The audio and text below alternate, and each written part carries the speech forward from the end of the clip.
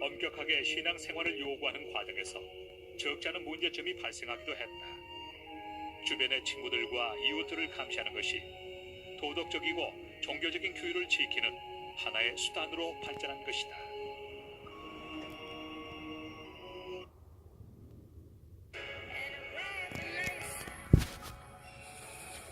찾았다.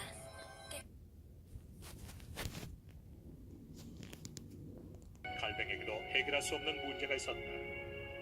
마틴 루터처럼 칼뱅도 기독교 신자들은 오직 신앙으로만 구원받을 수 있다고 했다. 그렇다면 어떻게 사람들에게 선행을 유도할 수 있을까? If this world and investing in it makes no sense, then you're going to have a very hard time justifying to yourself and anybody else why you shouldn't do this and not that. 칼뱅의 해결책은 절묘했다. 그는 몇몇 사람들만이 구원을 받고 나머진 지옥에 떨어진다고 했다. 그러나 누가 구원될지는 아무도 모르고 신만이 알 뿐이다. 여기서 또다시 문제가 발생한다. 인간의 삶은 미리 예정된 것이고 신만이 그것을 알 수 있다면 우리 인간은 각자의 자유의지를 어떻게 발휘할 수 있을까?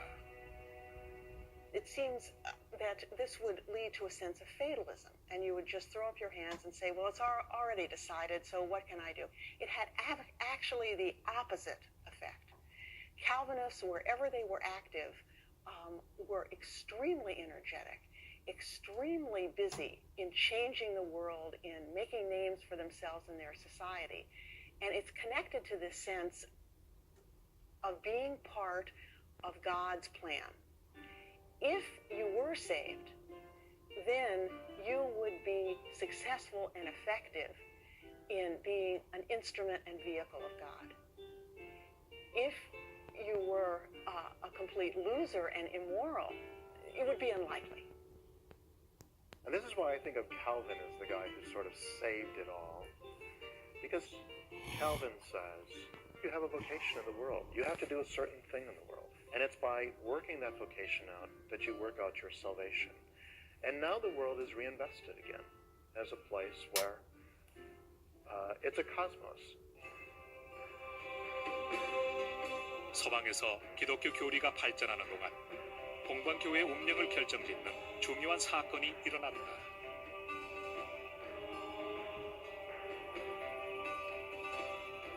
외국의 침략자들이 동방 기독교의 중심지인 콘스탄티노플의 성벽을 넘은 것이다. 운명이었을까? 아니면 사악한 인간성이 표면에 드러난 것일까?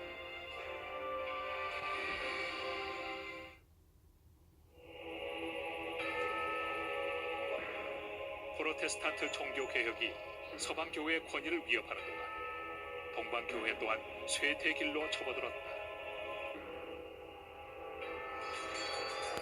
수세기 동안 이슬람 세력의 확대로 동방 제국의 영토는 계속 줄어들고 있었다.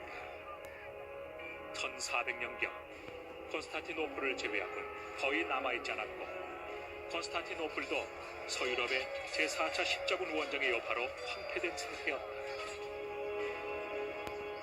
1453년 오스만 투르크 제국의 술탄 메메드 2세가 콘스탄티노플을 점령했다. 오스만 투르크 제국의 술탄이 종교 관용 정책을 폈지만 기독교인들은 피지배 민족으로 전락한 것이다. Many of the common saints and personalities of Christianity and Judaism are named in the Quran and are much appreciated. They were not required, as were pagans, to forcibly convert to Islam. Nevertheless, they were very clearly second-class citizens. 터키의 지배를 받던 기독교인들은 무거운 세금을 물어야 했기 때문에 이슬람교로 개종하라는 유혹을 물리치기 어려웠다. 게다가 당시엔 이슬람 교도들에게 기독교 신앙을 설교하는 것이 엄격하게 금지됐다. 교회는 몰수됐고 모스크로 바뀌었다. 동방교회의 수도로서 제2의 로마라고 불리던 콘스탄티노플은 이제 더 이상 위대한 기독교 전통의 중심지가 아니었다.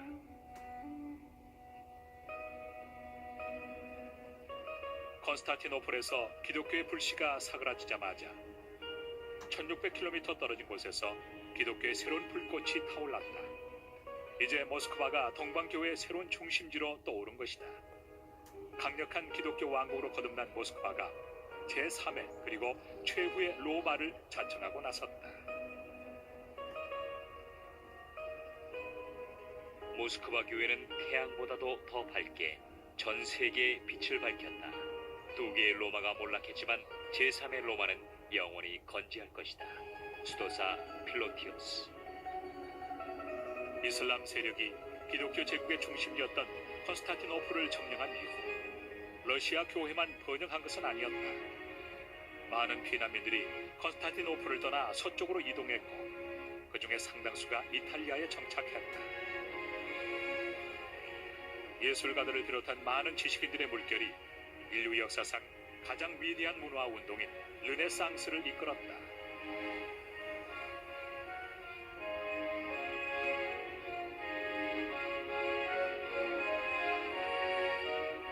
예술,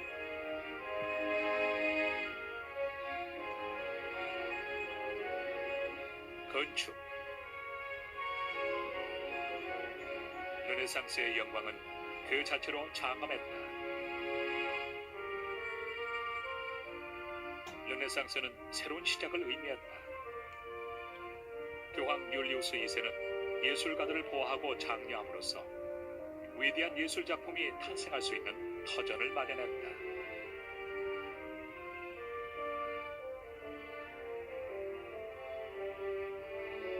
라파엘로는 바티칸 궁전에서 프레스코 벽과 아테네 합장을 완성했다. 미켈란젤로는 시스티나 성당의 천장 그림을 그리기 시작했다.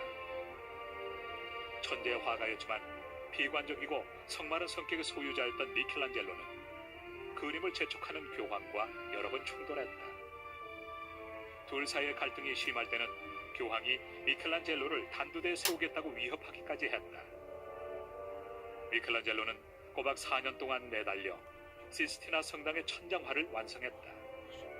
이것은 인류 역사상 가장 격조 높은 위대한 예술 작품으로 남았다.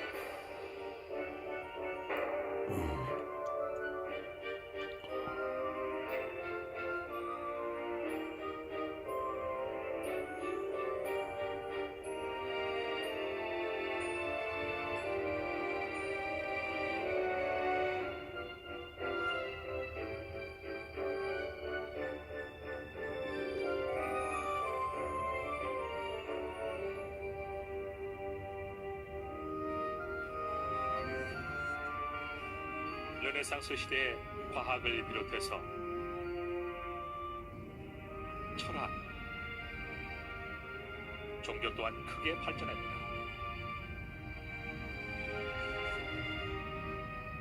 이 모든 발전을 뒷받침했던 것은 그리스 로마의 고전 문화였다. 기독교 제1천년기가 끝날 무렵 야만족의 침입으로 유럽이 암흑 속에 빠져 이루어진 일이었다. 그러나 스페인에선 고대 그리스의 찬란한 문화가 이슬람 학자들에 의해서 그대로 보존됐다. 수학, 천문학, 생문학, 역사, 철학, 그리고 법학이 스페인에서 크게 발달했다. 이슬람의 지배를 받는 동안 스페인 왕국은 크게 번영했고 세련된 문화가 발달했다. 스페인에 살던 무어인 스탠리 레인폴. 아련이커락에도 암흑시대의 한 줄기 빛을 발하듯 스페인에서 고전 문화를 유지시키고 발전시킨 바로 그 사람들이 1492년을 전후해서 모두 쫓겨났다.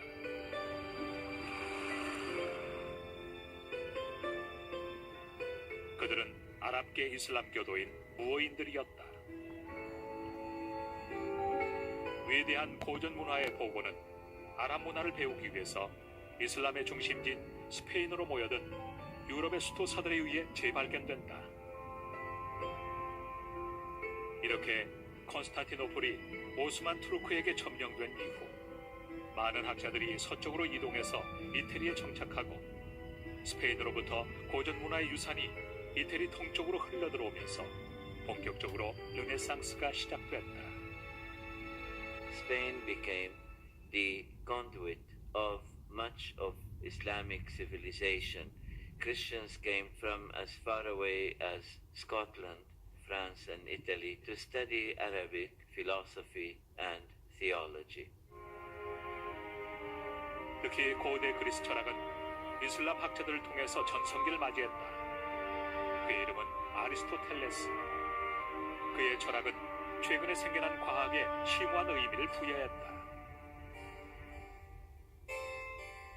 아리스토텔레스의 논리학은 유럽인들로 하여금 내면 세계의 명상으로부터 바깥 세상으로 나와 주변 세계를 관찰하도록 유도했다. 그 결과 갑자기 자연과학이 크게 발달했다. There was a great change. And I suppose that you could even say that Western technology is ultimately grounded on the work of those scholars who went from France to Spain to bring back our soul. 스페인에서 그리스 고전 문화를 재발견함으로써 특히 갈레노스와 히포크라테스 저작들의 영향을 받아 의학이 크게 발전했다.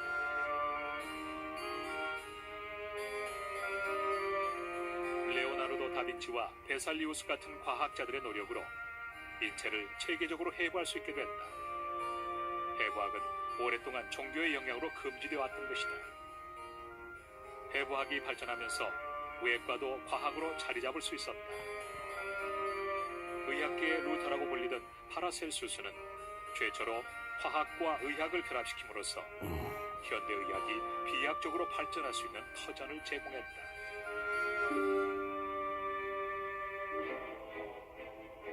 기독교의 가치를 보존한다는 명목으로 교회와 국가는 종종 힘을 합쳐서 과학의 발전을 억압했다.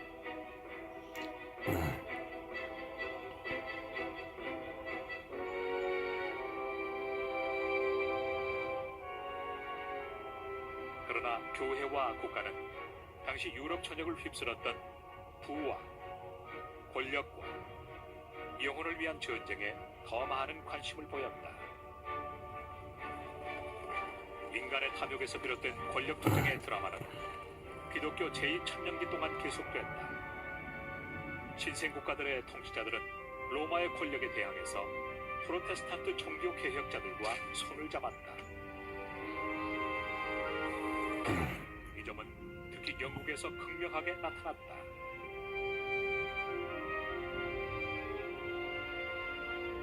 Of course, England is the obvious example of the importance of nationalism in this whole process, where Protestantism comes about so that Henry VIII can divorce his wife. 교회와 국가 간의 싸움은 교황의 가장 믿음직한 동맹자였던 영국왕 헨리 8세로부터 불거져 나왔다.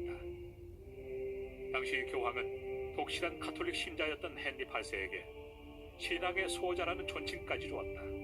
그러나 1533년 그는 교황에게 이혼을 허락해달라고 요청했다.